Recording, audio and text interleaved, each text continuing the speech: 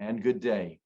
My name is Michael Ehrenstein. I am the current president of the Litigation Council of America, and I'm joined today by my friend Deborah Perry, also a senior fellow in the Litigation Council of America, a great lawyer, and a partner at Munch Hart in Dallas. Today, Deborah's going to be speaking with us about the concept of resilience in our profession, why it's important, and how we can develop it and also pass it on to the next generation. Deborah's background is particularly supportive of the concept of resilience because, as you may hear from her today, she not only has tried and is involved in huge commercial litigation matters and unbelievably large and complicated commercial restructurings and bankruptcy cases. She's also a leader within her firm, and in that capacity, I'm sure has the opportunity to deal with issues surrounding resilience from her younger colleagues. So with that introduction, welcome, Deborah. Thank you, Michael. Happy to be here. Always great to see you, and I'm really looking forward to seeing you in person really soon. I am hoping to be there. I have a docket call that Thursday, and so I'm trying to figure out how to deal with that. But if I can be there, I will be. So. Okay, well, you know, I could always file a motion for continuance for you. There you go. There you go. I may be, or we may be able to do it via Zoom, given all those opportunities that have appeared during COVID for remote hearings. So let's get into it. Let's talk a little bit about resilience. What is it? How do you define it? And why is it important in our profession? I think it's a good question because there are many different definitions of resilience. And from my perspective, it is the ability to accept an outcome, take from that outcome the lessons that you can apply later on, and then move on from it. And that is probably the hardest, but the most important part is being able to move on from something that, frankly, I think it's fair to say is traumatic. You know, when we have a loss in the courtroom or a loss in connection with a deal, I feel that we minimize the impact of that on our psyche. And so resilience to me is being able to accept, learn from, and then leave it in the rearview mirror to some extent and move forward, applying those lessons we've learned, but looking at them in a positive framework and moving forward in our practice. So you've just very eloquently stated what in my world is a much simpler concept. Resilience to me in the fighting world was you get punched in the face, you end up on the floor, and you're resilient enough to stand up again and keep going. But your definition actually is much more, I think, elegant and accurate, because it's not just about being tough. It's about being tough and being real and learning from the mistake or learning the lesson. So if I was getting punched in the face, I probably was doing something wrong, right? There was a lesson there for me to learn. Maybe I didn't learn it every time, but eventually you get punched in the face enough, you learn it. So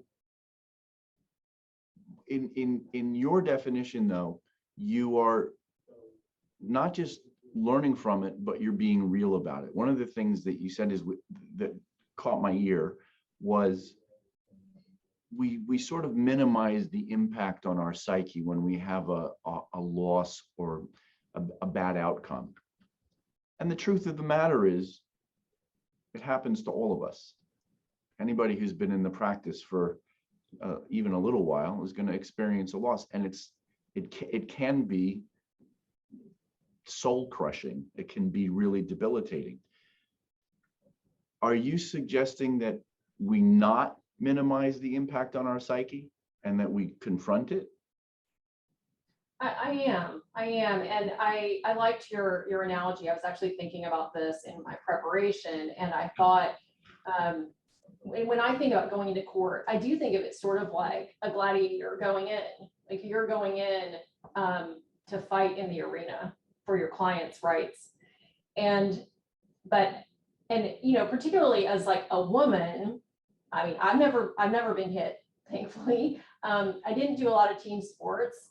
When I was growing up, I was more into ballet and the arts and things like that. So I haven't sort of physically had that impact, but I thought it's similar. It is similar in a lot of ways. And I think, and I agree that we shouldn't minimize the impact, because I think of it sometimes as like it's death by 1,000 cuts sometimes, especially depending on if you have a case, and I know we've all had these, where every hearing, every discovery fight is a battle. And so you're getting nicked up one after another, after another, after another. And I think those are some of the hardest ones, because it goes on over the year or years of that litigation. And we shouldn't minimize, you know, what that does to you. I mean, face it, but then try to gain more perspective from that. And in connection with that, realize that you're not alone, that everyone goes through this. I feel like even when you are with a big firm and surrounded by people, you can feel very alone in the moment of a tough case. So there's a lot to unpack in what you just said. It's so let me kind of break it down into a few steps. One of the things that you said is we shouldn't minimize the impact to our psyche, which to me sounds like we should be real with ourselves. We shouldn't delude ourselves into thinking that each one of these little nicks or each one of these punches we take to the face doesn't hurt. If that's the case, if we're going to be real about it and be honest with ourselves and honest with our colleagues, how would you describe the impact of these losses or these nicks that we face when we're not real about it? That's a good question. I think the way I have looked at it in my practice is I feel like I should be able to control all the outcomes. I think a lot of lawyers are control freaks, right? And perfectionists. And so we take on so many things where we say, okay, if I could have just done this a little bit differently, then maybe the judge would have ruled this way. If I could have done this a little bit differently, maybe this discovery outcome would have been different. There's a lot of this sort of Monday morning quarterbacking, if you will. And certainly there are times when, yes, we could have done something differently. And maybe we made a mistake, or the strategy we picked wasn't the best strategy. But many times in hindsight, we are not putting ourselves back in the place we were when we made that decision. And I think, to me, that is key. And I would say this to younger lawyers. When something has happened in your case and you're further down and you're like, I really wish I had done this differently. Well, sure, now that you have this additional information, but what information did you have at the time? And you have to be real with yourself there too, because if you had the information, then you have to accept, like, all right, maybe I should have done that a little bit differently. I'm going to learn from that on a go forward basis. But I say most of the time, at least for me, I have to remind myself, well, you didn't know X, Y, Z when you made that decision, and there was no way you could have known that. So you couldn't have made that decision back then. So you have to be real with what were you working with and what can you control. I feel like I also sort of think I should be in some ways superwoman here. Like I should just be able to power through it. Like just keep going. And I think some of that comes from, my parents are from the Midwest. They have a very stoic sort of sensibility.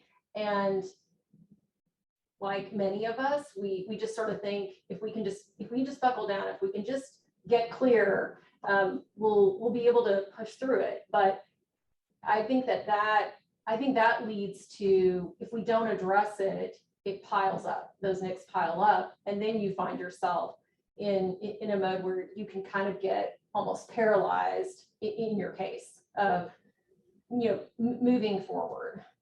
Or even it sounds like even worse than being paralyzed within the case itself, you become almost depressed. I mean, I can't even, I suffer from the same control freak construct that I think most lawyers do. I should be able to control this. And the reality is you can't control everything. I should be able to have made a better argument. I should have, if only I had said this in that moment. Hindsight is always perfect, right? But when if we continue to beat ourselves up over these things, I think, and you don't have the ability to be real and open up with your colleagues about, this is something that was a problem. It really can lead to more than just paralysis in the case. It can lead to real depression and mental health issues. I would think, especially because, like you, many of us have that stoic, I'm not gonna let the other guy see that when he punched me in the face, it really hurt. Right? I'm gonna get up and keep fighting because that's my job. That's what I'm trained to do. Can you share with us an example of an instance where you really were challenged by a case or an outcome, and you needed to dig deep to find the resilience to continue performing? Absolutely. And before I turn to that, I just wanted to touch on one thing that you said, because I absolutely agree. I think what this does lead to, if you don't address it, it's depression and anxiety. And we know that from studies that in the legal profession, we have a higher level as lawyers of depression and anxiety, alcohol abuse, than the general population. And so I do think that's one reason why it is so critical to try to address these issues, and also, talk about these issues with our younger colleagues, so that hopefully they can learn from our experience and have better outcomes, and also just be more open. So let's turn to, I had a case several years ago that was very challenging for me. It was a litigation case, and not only did I have opposing counsel who was incredibly difficult to work with, I also had a client who was not very sympathetic, and I had a judge who, because of the nature of the claims and who my client was certainly not predisposed to my client. And in hindsight, I certainly understand that. In the moment, you're in there fighting for your client, and we zealously represent our clients. So it was difficult, because how I found myself was, all right, I have a client that's unsympathetic. I have opposing counsel who's completely unrealistic, and there's no chance of settling this because of the amounts that they're asking for. And, there were other claims that could be brought.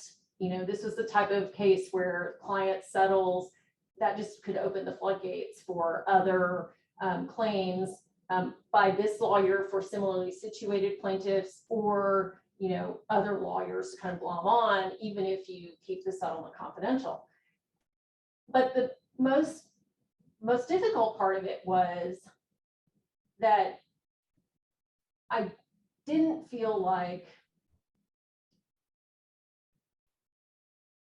it was an even playing field, because I was in a forum where it just seemed clear to me that it was such an uphill battle with the judge. And I personally had never had an experience like that, where I felt like I was not only battling on the front with opposing counsel, but also sort of battling on the front with the judge, him or herself. And that really struck me to the core of like being a lawyer in the legal profession. And I just knew every time I would get up and have a hearing that I was going to lose. So I was faced with, how do you get up psychologically when you know you're going to lose? How do you go in knowing you're gonna take the beating, essentially? And psychologically, how do you do that? And what I had to kind of come up with was, how do we define winning? What is winning in that situation? Because I knew I was not going to win the hearings. It was not going to happen. I mean, maybe I wouldn't completely lose, but I knew I was going to win. And I think that's very difficult to grapple with. But I basically, that's how I did it. I said, okay, how am I going to redefine winning? I am going to preserve every point for appeal that I can here. And so I had to shift my focus to what is prevailing within the context of this piece of litigation. What can I do? And that to me was incredibly helpful to kind of reset and just understand what I can control and what I can't, because every case is going to be different as to what you're able to control. And there were just so many elements that I had to just accept, which is part of this with resilience. One of the steps is like accepting things.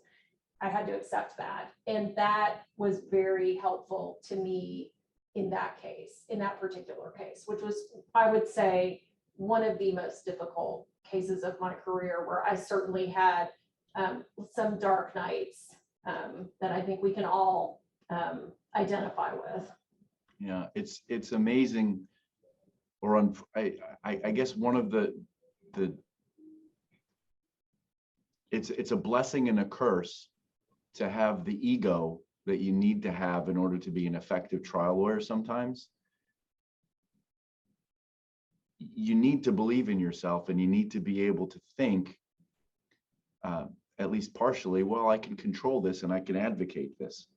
But in reality, we can never control as much as we think we can.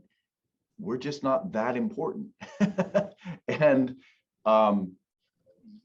when we have this sort of perfectionist complex, it does great harm, maybe not just to our own psyches, but to our clients as well, because we can't effectively define the victory for the client if we're blinded by the perfectionism that says we have to win in every instance, in every moment. I think what you said was really great, though, about finding a way to get yourself up psychologically to be able to go and walk into a battle that you know you're going to lose, because you know that you're going to win the war, or you're aiming to win the war by preserving every error that could, support your client on appeal. Was that a tactic that you kind of came up with on your own, or were you given? Did you talk about this case with some other people that maybe gave you some insight and helped you discover this strategy to deal with the challenges of that case, and to grow your resilience? And it's interesting, and especially since we're doing this through an LCA webinar, but I brought up the issue at one of the LCA conferences a couple of years ago. I was in the breakout for the Complex Commercial Litigation Institute.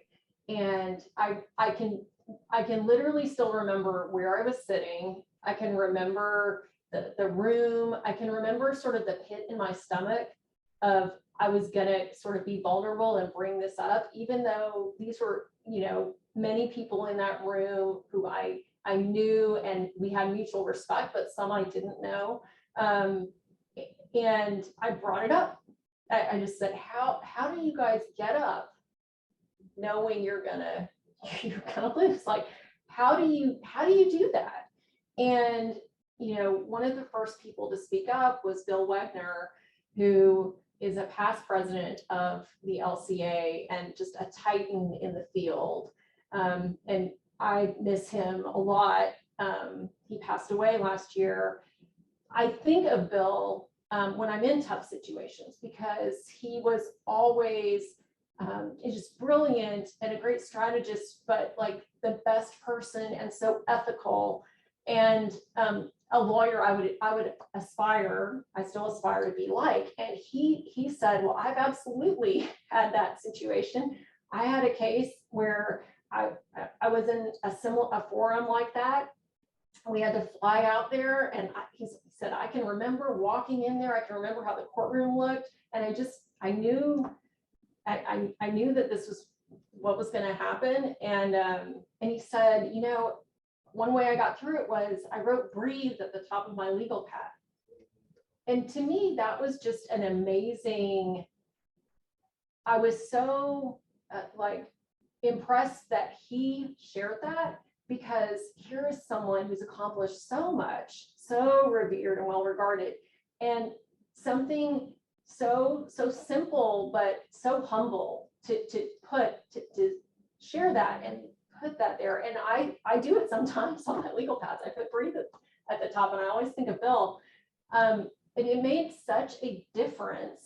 And we talked about this, you know, how do we frame winning? You know, how do we do that? And it made a huge difference. And there were other people in the room who spoke up. I had a couple follow up with me because I had a hearing the next week, checking to see how did it go. And they said, you know, this should be a topic at some point. Like, how do you deal with these things? And it was so, I don't know the right word, even though I'm a lawyer, but it just was so comforting to know I was not alone, that here were people that I hold in such high regard who had experienced this, understood it, empathized with it, and could help strategize about it. And after that, I felt so much better. And I think that's one thing that, from a resilience standpoint, is important. Have people that you can have these conversations with. Sometimes they're inside your firm, but don't underestimate the power of people outside the firm who may have had experiences. But have your people and be open and vulnerable with them. What's the downside of being a little vulnerable? What's going to happen, right? We're also afraid to let anybody know that, you know, I haven't won every case I've ever tried. Really? So what's the downside? We let somebody know that we're human. And at the end of it, we walk away fortified because hopefully they've given us some good insight. I know it wasn't a natural thing for you to do when you were at the CCLI meeting to go, I'm getting my ass kicked every day and I really am struggling with this. How do you guys suggest I get around it? But you did it in front of the right group. The LCA and the CCLI are full of caring, not just great trial lawyers, but people who are good people and care. In our firms, we have to really try to encourage the youngers to carefully select their mentors and with whom they're going to be sharing this kind of information, but they have to share it. Otherwise, it ends up, their practices can go sideways along with their mental health. So summing up a little bit from my end, just to recap, the importance of resilience in being able to continue with our profession when we're facing daunting challenges is critical for our own well-being. And the way that you've gotten there is by having the courage to share the challenges that you face, and by being kind enough to yourself to realize that, well, we really can't control everything and we're not perfect, and we should have a little mental flexibility to learn what we can from the experience and then move on. Fair? Did I get it? Yeah, I think that is fair. And I think, when we started talking about this, or maybe we talked about this ahead of time, we all tell the war stories where there's the great outcome, there's sort of the aha moment, but we don't necessarily tell the stories of the cases that were hard. And I think it's important to do that. As I have practiced, I guess as the years have passed in my practice, I have seen sort of the importance of personal stories and personal statements to people, because that is more impactful sometimes than just objectively speaking about something. And an example of that would be, I guess it does play into resilience. So I'm the co-chair of our women's initiative group, and we were in a session talking about a variety of things. But I did mention one time a case I'd had, and I had a witness that made sort of let's just say an off-color, inappropriate comment to me after he testified.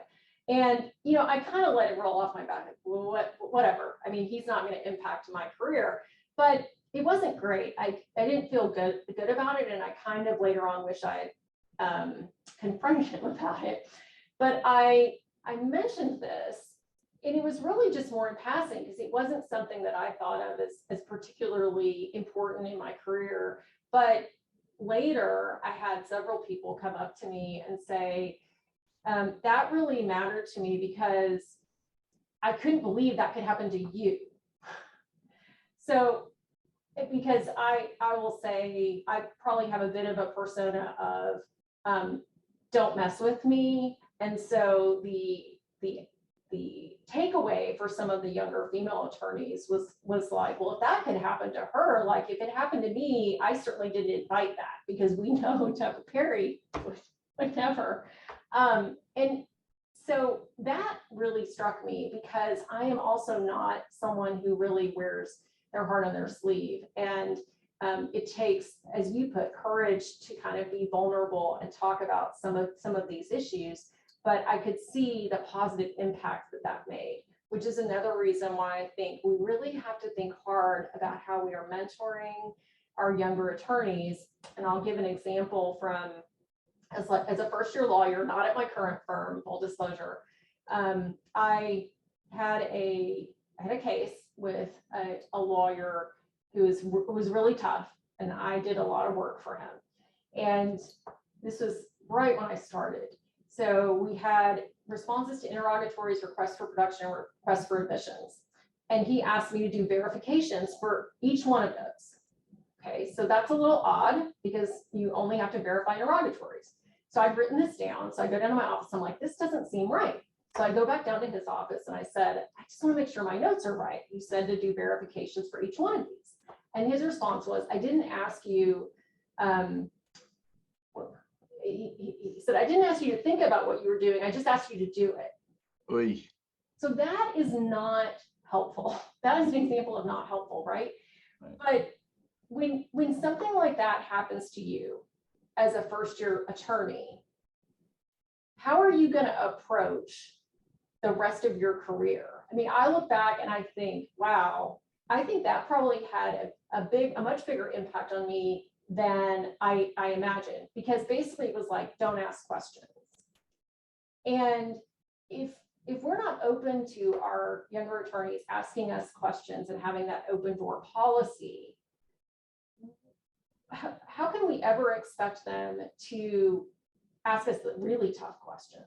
Right.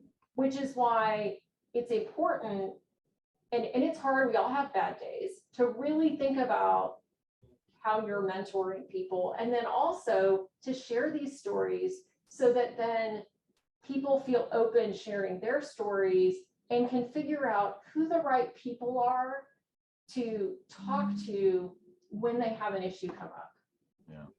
Sharing the stories of the losses is something that I think is important, but is really difficult to do, because first of all, you lost. You don't want to end up having to relive it when you're sharing with them. Listen, when I try a case, when I win, I'm depressed when the case is over, because my adrenaline is gone.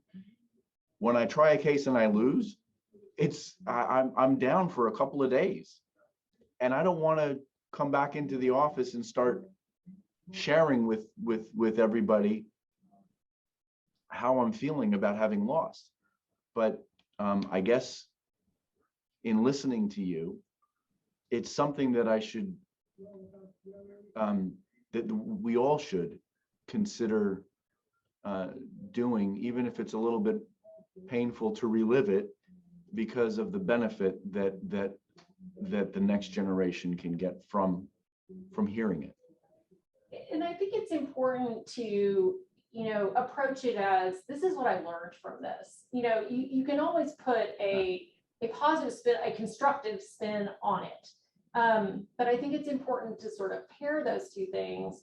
And I think that also leads me to another strategy to employ with respect to resilience, which is, I know that for myself, I have a hard time reminding myself of the really great outcomes, because I expect myself to generate great outcomes, which is a little bit ridiculous, I have to say, but I kind of have that expectation. The bar is set so high, like, and I think some of that also just like how you're raised, and sort of I was raised. This is what we do. Like, we accomplish things, and this is what we do. This is like ground zero here. And I think it's important, especially when you're going through a tough case, to remind yourself of the cases that went well, and also to think through what made that case go well.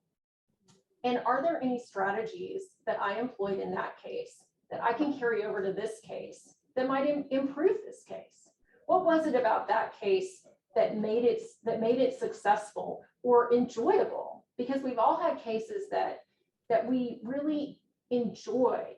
Is that because of the client? Is that because of the claims? Like, what is behind that? And sort of try to overlay that onto a tough case. And then also think to yourself, I really enjoyed those cases. How do I get more of those types of cases? We don't always choose our cases, but sometimes we have opportunities to shift our practice more focused on one area, or with one client or a couple of clients. And because I think, we've sort of been talking about resilience and all of some of the negative things, but to me, what I have found, and I think COVID really made me think about what's important to me, and I think it did that for a lot of people, was my docket. What do I want my docket to look like? And which cases do I enjoy the most? Which cases am I the best at? Like, I'm good at a lot of things, but what am I the best at? And what do I get the most joy from? And I realize we don't always have the luxury of picking our cases, of course. But I think it's important to really think about what we enjoy from the practice of law and try to put more of that on our plate. Or even when you have the challenging case, find the joy. There's in every, if you have a case, speaking for myself, if I have a case that comes to me And I can't find some aspect of it that makes me want to be in the fight, like to really want it. I don't take the case. It's just not worth it. It's not worth it. I've taken hard cases with really difficult facts, difficult clients.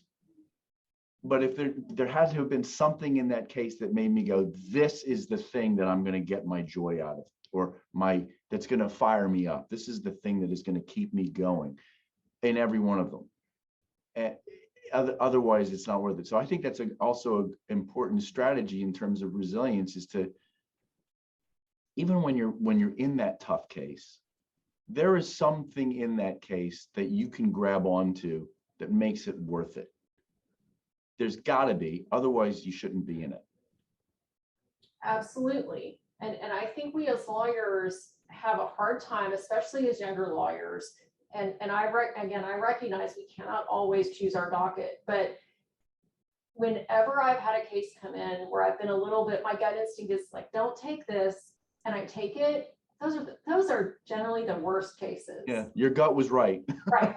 And Right. not necessarily like the worst outcomes, but just the worst cases to deal with.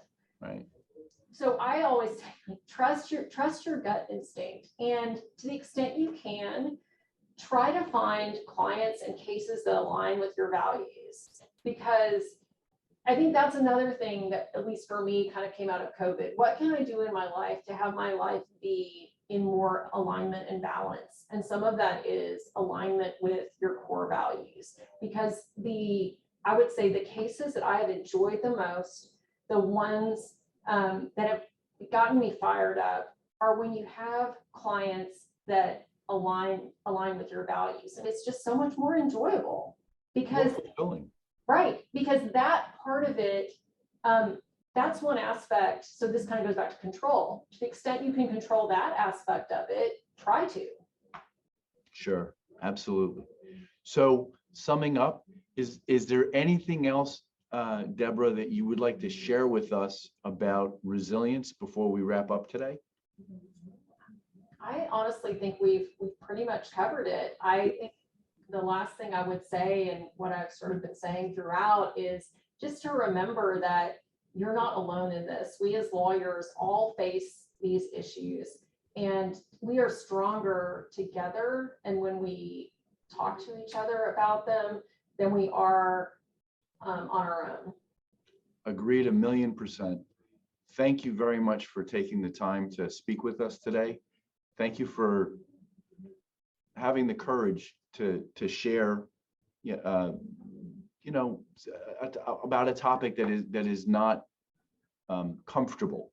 It's not a war story about how we won. It's something about the reality of our profession.